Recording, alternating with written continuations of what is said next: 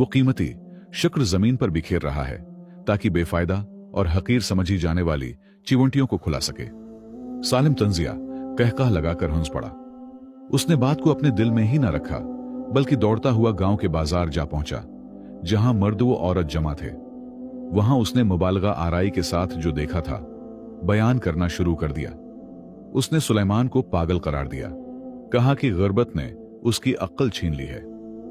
वो उसकी नकल उतारने लगा, चिवंटियों से बात करते हुए उसके अंदाज की नकल करके दिखाई, जिससे मजमा में हंसी, चेमैगोइयां और तंज के तीर चल पड़े। बात आग की तरह फैल गई। सुलेमान गांव की महफिलों और चाय खानों में मजाक का मौजूआ बन गया। यहां तक कि गलियों में खेलते बच्चे भी इसकी झोंपड़ी की तरफ इशारा करके चिल्लाने लगे, यहां चिवंटियों वाला पागल बूढ़ा रहता है। ये आवाजें और कहकाए सुलेमान के कानों तक पहुंचे जब वो अपनी तुन्हाई में बैठा था। ये अल्फाज इसके लिए कोड़े से ज्यादा तकलीफदेह थे।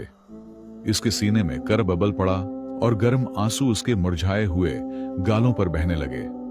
वो पागल नहीं था जैसा कि लोग कहते थे, बल्कि एक ऐसा इंसान था जिसका दिल रहमत से लबरेज था।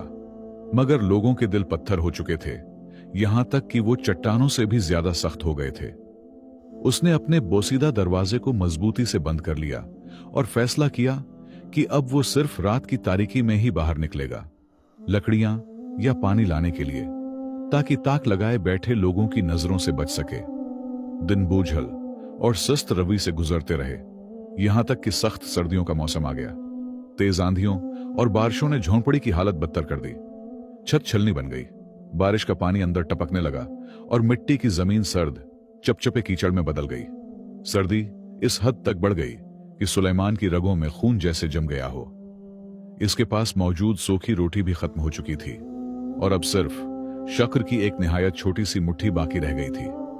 वो अपनी पतली सी ओढ़नी में कांपता हुआ बैठा, छत के सुराखों से आसमान की तरफ देखता और अल्लाह से दुआ करता, ऐ अल्लाह, मेरे हाल पर रहम फरमा और मुझे लोगों के हवाले न कर। इसी इंतहाई किस्मपरसी के आलम में सुलेमान ने एक अजीब बात नोट की, जो चिवंटियों के मस्कन के पास हो रही थी। सर्दियों में चिवंटियां आम तौर पर छिप जाती हैं, मगर यह नन्हा सा लश्कर गैर मामूली सरगर्मी में था। वो मुसलसल खुदाई कर रही थी, इस बार खुराक जमा करने के लिए नहीं, बल्कि जमीन के अंदर गहराई तक पहुंचने के लिए। सुलेमान देखता कि चिवंटियां जमीन के नीचे से एक अजीब सरख माइल मिट्टी के बारीक जर्रात उठाकर बाहर ला रही हैं। ये मिट्टी झोंपड़ी की आम मिट्टी से मुख्तलिफ थी। वो उसे बल के पास ढेर कर देते हैं और फिर वापस खुदाई में लग जाते हैं। जब भी सुलेमान इस मिट्टी को समेटकर अपनी जगह साफ करता, अगले दिन चिवंटियां इससे भी ज्यादा मिट्टी बाहर ले आते हैं, जैसे वो वक्त के खिलाफ दौड़ रही हूं और किसी गहरी चीज तक पहुंचने की कोशिश कर रही हूं। शुरू में सुलेमान ने सोचा कि शायद वो बारिश के पानी से बचने के लिए अपना मस्कन वसिया कर रही हैं। एक बार फिर इसके दिल में उनके लिए तिरस जाग उठा। उसने हाथ में मौजूद शुक्र के आखिरी जर्रात की तरफ देखा और शकिस्ता आवाज में कहा, खा लो मेरे नन्हे दोस्तों, शायद अल्लाह मुझे भी रिस्क दे और तुम्हें भी। तुम अंधेरे में मेहनत कर रहे हो और मैं रोशनी से आने वाले फरज का इंतजार कर रहा हूं। ये हालत कई दिनों तक जारी रही और पुरानी चटाई के उर्द गर्द निकाली गई मिट्टी के ढेर बढ़ते चले गए। अब सुलेमान के दिल में शक और तजस्सुस जागने लगा। ये चिवंटियां इतनी गहराई में क्यों खुदाई कर रही हैं? ये सरखी माइल मिट्टी कैसी है जो उसने अपनी पूरी जिंदगी गांव में कभी नहीं देखी?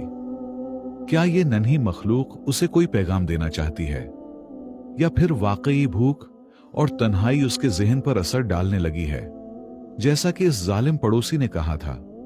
वो इस सुराख के करीब जा बैठा जो अब कुछ वसिया हो चुका था और लकड़ी का एक मजबूत डंडा ले आया जिसे वो आग जलाने के लिए इस्तेमाल करता था। वो चिवंटियों की आमद वो रिफत को गौर से देखने लगा, जैसे वो उसे भी अपने साथ शामिल होने की दावत दे रही हूं। एक अजीब सी अंदरूनी तहरीक के तहत और ऐसे तजस्सुस के बास जिसे वो अपनी कमजोर हालत के बावजूद रोक न सका, उसने फैसला किया कि वो भी जमा शुदा मिट्टी हटाने में उनकी मदद करेगा। शायद इस अजीब इसरार का राज खुल जाए। वो नहीं जानता था कि यही लम्हा जल्लत की जिंदगी और इज्जत की जिंदगी के दरमियान हद फासिल है, और इस मिट्टी के नीचे छिपी हुई चीज आने वाली नस्लों तक दास्तान बन जाएगी। सुलेमान को फौरन एहसास हो गया कि यह अजीम रिस्क दरअसल गुर्बत से भी बड़ा इम्तिहान है। उसने आंसू पूंछे, सोने को जल्दी से जमा किया